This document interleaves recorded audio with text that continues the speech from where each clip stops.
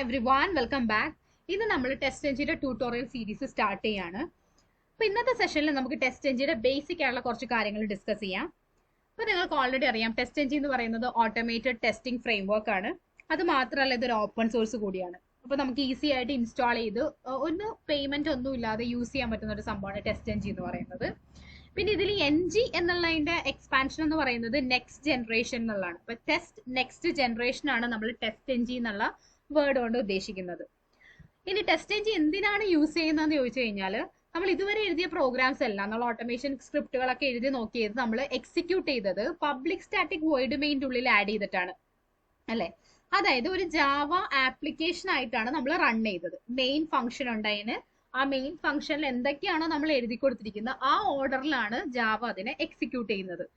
അപ്പോൾ നമ്മുടെ ടെസ്റ്റ് കേസുകൾ എന്ന് പറയുമ്പോൾ നമ്മൾ ഒന്നോ രണ്ടോ ടെസ്റ്റ് കേസുകളല്ല നമ്മൾ എഴുതാൻ വേണ്ടി പോകുന്നത്. നമുക്ക് ഒരുപാട് ലെങ്തി ആയിട്ടുള്ള ടെസ്റ്റ് കേസുകൾ ഉണ്ടാവും. മൾട്ടിപ്പിൾ ടൈപ്സ് ഓഫ് ടെസ്റ്റ് കേസുകൾ നമുക്ക് എഴുതാനുണ്ട്. ഇപ്പോൾ ഒരു ആപ്ലിക്കേഷൻ എടുത്തു കഴിഞ്ഞാൽ ചിലപ്പോൾ ഒരു 100 or 200 ടെസ്റ്റ് കേസസ് ഉണ്ടാവും. ഇതെല്ലാം പബ്ലിക് സ്റ്റാറ്റിക് വോയിഡ് മെയിൻ്റെ ഉള്ളിൽ എഴുതി എക്സിക്യൂട്ട് ചെയ്യുക, ഒരു മെയിൻ മെത്തേഡ് മാത്രം വെച്ച് ഇതിനൊക്കെ എക്സിക്യൂട്ട് ചെയ്യുക എന്ന് പറഞ്ഞു കഴിഞ്ഞാൽ അത് ഭയങ്കര ഒരു ബുദ്ധിമുട്ടുള്ള ഒരു കാര്യമാണ്. കാര്യം ഇതിൽ ഏതെങ്കിലും ഒരു ലൈൻ ഒന്ന് ഫെയിലർ ആയി കഴിഞ്ഞാൽ പിന്നെ താഴോട്ടുള്ള ഒന്നും എക്സിക്യൂട്ട് ആവില്ല. ചിലപ്പോൾ നമ്മുടെ നെറ്റ്വർക്ക് ഇഷ്യൂ ഉണ്ടാവുമായിരിക്കും അതിന്റെ ഇടയിൽ. അപ്പോൾ ഫസ്റ്റ് ലൈൻ ചിലപ്പോൾ അതിനെ എക്സിക്യൂട്ട് ചെയ്യത്തിരി ഒന്ന് ഡിലേ വന്നു എക്സിക്യൂട്ട് ആവാനായിട്ട്. പിന്നെ നമ്മുടെ താഴോട്ടുള്ള ടെസ്റ്റ് കേസുകളൊന്നും താഴേക്ക് നമ്മൾ കൊടുത്തിരിക്കുന്ന ഒരു ലൈനും പിന്നെ എക്സിക്യൂട്ട് ആവത്തില്ല. അപ്പൊ ഇതാണ് പബ്ലിക് സ്റ്റാറ്റിക് വോയിഡ് മെയിനിൽ നമ്മൾ എഴുതി കൊടുക്കുമ്പോൾ ഒരു പ്രോബ്ലം എന്ന് പറയുന്നത് അല്ലെ. മെയിൻ ഫംഗ്ഷൻ എന്താണോ ആ ഓർഡറിനനുസരിച്ച് ലൈൻ ഓഫ് എത്ര ലൈൻസ് ഓഫ് കോഡ് ഉണ്ടോ അതാണ് എക്സിക്യൂട്ട് ആവുന്നത്. അപ്പൊ അത് നമുക്ക് അത്ര റിലൈ ഓൺ ചെയ്യാൻ പറ്റുന്ന ഒരു മെത്തേഡ് അല്ല ഈ ജാവ ആപ്ലിക്കേഷൻ ആയിട്ട് നമ്മുടെ ടെസ്റ്റ് കേസുകൾ റൺ ചെയ്യാന്ന് പറയുന്നത്. ഓക്കെ, പിന്നെ അത് മാത്രമല്ല നമുക്ക് ഒന്നിൽ കൂടുതൽ ക്ലാസ്സുകൾ എക്സിക്യൂട്ട് ചെയ്യാനുണ്ടാവും. ഇപ്പൊ പബ്ലിക് സ്റ്റാറ്റിക് വോയിഡ് മെയിൻ എഴുതി കൊടുത്തിരിക്കുന്ന ആ ഒരു ക്ലാസ് റൈറ്റ് ക്ലിക്ക് ചെയ്തിട്ടാണ് നമ്മൾ റൺ ആസ് ജാവ ആപ്ലിക്കേഷൻ എന്ന് പറഞ്ഞ് റൺ ചെയ്യുന്നത്. ഒരു ക്ലാസ് അല്ല നമ്മളൊരു ഓട്ടോമേഷൻ സ്ക്രിപ്റ്റിംഗ് ലെവലിലേക്ക് വരുമ്പോൾ നമ്മൾ എക്സിക്യൂട്ട് ചെയ്യണം. നമുക്ക് മൾട്ടിപ്പിൾ ക്ലാസ്സസ്, അതിനകത്ത് മൾട്ടിപ്പിൾ ടെസ്റ്റ് കേസുകളെ നമുക്ക് പല രീതിയിൽ നമുക്ക് എക്സിക്യൂട്ട് ചെയ്യാനുണ്ടാവും. അതുപോലെ നമ്മൾ ഇതിന്റെ റിസൾട്ട് നമുക്ക് ഇതിനിടയിൽ ഒരു ലൈൻ ഓഫ് കോഡ് വർക്ക് ചെയ്തില്ല, അതുകൊണ്ട് ബാക്കി ടെസ്റ്റ് കേസുകൾ എക്സിക്യൂട്ട് ആയില്ല എന്ന് പറഞ്ഞിട്ട് നമുക്കത് അവിടെ സ്റ്റോപ്പ് ചെയ്ത് നിൽക്കാൻ പറ്റത്തില്ല.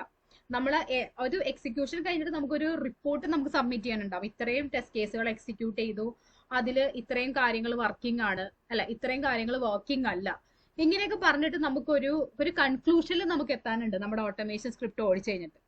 ഇതൊന്നും നമ്മളൊരു ജാവ ആപ്ലിക്കേഷൻ ആയിട്ട് എഴുതി വെച്ചാൽ പോസിബിൾ അല്ല. കാര്യം അതിൽ നമുക്കൊരു കൺസോൾ ഉണ്ട്, കൺസോളിൽ കുറച്ച് ഡീറ്റെയിൽസ് കാണാൻ പറ്റും എന്നല്ലാതെ അതിന്റെ അപ്പുറത്ത് നമുക്ക് കൂടുതൽ ഡീറ്റെയിൽ ആയിട്ട് ഉള്ള ഒരു ടെസ്റ്റ് എക്സിക്യൂഷന്റെ റിസൾട്ട് ഒന്നും അതിലില്ല. അപ്പൊ ഇങ്ങനെയുള്ള കുറെ ലിമിറ്റേഷൻസ് ഉള്ളതുകൊണ്ട് നമുക്ക് പബ്ലിക് സ്റ്റാറ്റിക് വോയിഡ് മെയിനിൽ എഴുതി കൊടുക്കുന്നത് ഒട്ടും റിലൈ ഓൺ ചെയ്യാൻ പറ്റുന്ന ഒരു സംഭവമല്ല. അങ്ങനെ വരുമ്പോഴാണ് നമ്മളൊരു ടെസ്റ്റിംഗ് ഫ്രെയിംവർക്ക് നമ്മൾ ഇംപ്ലിമെന്റ് ചെയ്യേണ്ടത് നമ്മുടെ ടെസ്റ്റ് സ്ക്രിപ്റ്റിലേക്ക്. അപ്പൊ അതാണ് നമ്മുടെ TestNG. TestNGയുടെ പ്രത്യേകത എന്ന് പറഞ്ഞാൽ തന്നെ ടെസ്റ്റ് കേസസിന്റെ എക്സിക്യൂഷന് അതിന്റെ ഓരോ ഭാഗങ്ങളായിട്ട് നമുക്ക് ടെസ്റ്റ് കേസുകളെ സെപ്പറേറ്റ് ആയിട്ട് എടുത്തിട്ട് എക്സിക്യൂട്ട് ചെയ്യാം. ഓരോ ഇപ്പൊ പബ്ലിക് സ്റ്റാറ്റിക് വോയിഡ് മെയിൻ എന്നുള്ള ഒരു ട്രിഗറിംഗ് പോയിന്റ് മാത്രം, എക്സിക്യൂഷൻ പോയിന്റ് മാത്രമാണ് നമ്മുടെ ഒരു ജാവ ക്ലാസ്സിൽ ഉള്ളതെങ്കിൽ നമ്മൾ TestNG ആഡ് ചെയ്ത് കഴിഞ്ഞാൽ നമുക്ക് മൾട്ടിപ്പിൾ എക്സിക്യൂഷൻ പോയിന്റുകൾ നമുക്ക് കിട്ടും. അതിന് നമുക്ക് ഇഷ്ടമുള്ള രീതിയിൽ ഇഷ്ടമുള്ള ഓർഡറിൽ സെറ്റ് ചെയ്ത് സെപ്പറേറ്റ് എക്സിക്യൂഷൻ പോയിന്റ്സ് ആയിട്ട് വെച്ചിട്ട് നമുക്ക് എക്സിക്യൂട്ട് ചെയ്യാം.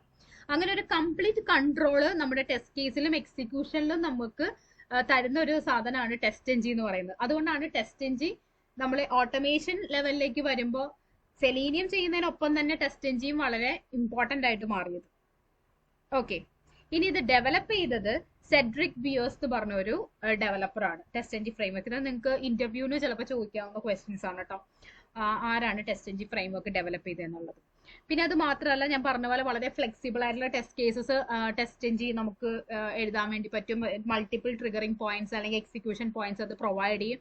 അതുപോലെ അതിൽ അനോട്ടേഷൻസ് നമുക്ക് കൊടുക്കാം. നമുക്ക് ഏത് അനോട്ടേഷൻ ആണോ ഒരു ടെസ്റ്റ് കേസിന്റെ ഫ്രണ്ടിൽ ഓടേണ്ട കുറെ കാര്യങ്ങൾ, പ്രീ കണ്ടീഷൻസ് പോസ്റ്റ് കണ്ടീഷൻസ് ഒക്കെ സെറ്റ് ചെയ്യാനായിട്ടുള്ള ഈസി ആയിട്ടുള്ള കുറെ അനോട്ടേഷൻസ് TestNG പ്രൊവൈഡ് ചെയ്യുന്നുണ്ട്. അതുപോലെ സീക്വൻസിങ്, നേരത്തെ ഞാൻ പറഞ്ഞ പോലെ ഏത് ഓർഡറിൽ എക്സിക്യൂട്ട് ചെയ്യണം എന്നുള്ളത് TestNGയിൽ നമുക്ക് ഓർഡർ സെറ്റ് ചെയ്ത് കൊടുക്കാൻ വേണ്ടി പറ്റും.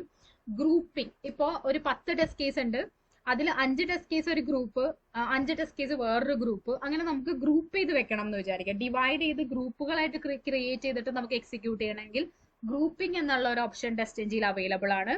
പിന്നെ പാരാമീറ്ററൈസിങ്. ഇപ്പൊ നമുക്ക് വാല്യൂ പാസ് ചെയ്ത് കൊടുക്കണം. ഇപ്പൊ XML ഫയലിൽ നിന്നോ അല്ലെങ്കിൽ വേറെ എവിടെന്നെങ്കിലും നമുക്കൊരു വാല്യൂ പാസ് ചെയ്ത് ഡേറ്റ പ്രൊവൈഡർ വഴിയൊക്കെ ഡിഫറെന്റ് വാല്യൂസ് കൊടുത്തതിന് ശേഷം അതിനെ എന്താ പാരാമീറ്റർ ബേസ് എക്സിക്യൂട്ട് ചെയ്യണമെങ്കിൽ അതും നമുക്ക് TestNG പ്രൊവൈഡ് ചെയ്യുന്നുണ്ട്.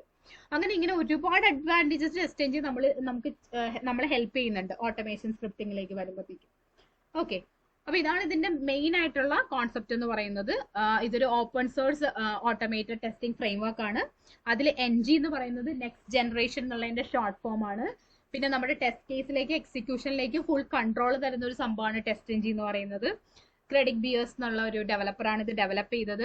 അതുപോലെ അനോട്ടേഷൻസ് നമുക്ക് അപ്ലൈ ചെയ്യാൻ പറ്റും. ഗ്രൂപ്പിംഗ്, സീക്വൻസിങ്, പാരാമീറ്ററൈസേഷൻ, ഇതെല്ലാം വളരെ ഈസി ആയിട്ട് നമ്മൾക്ക് ടെസ്റ്റ് കേസിലേക്ക് ഇംപ്ലിമെന്റ് ചെയ്യാനായിട്ട് നമ്മളെ ഹെൽപ്പ് ചെയ്യുന്ന ഒരു ടെസ്റ്റിംഗ് ഫ്രെയിംവർക്ക് കൂടിയാണ് TestNG എന്ന് പറയുന്നത്. ഓക്കെ, അപ്പൊ ഇത്രയും ബേസിക്സ് നിങ്ങൾ അറിഞ്ഞിരിക്കുക. നെക്സ്റ്റ് സെഷനിൽ നമുക്ക് അതിന്റെ ഇൻസ്റ്റാളേഷൻ നോക്കാം. Okay, thank you, by.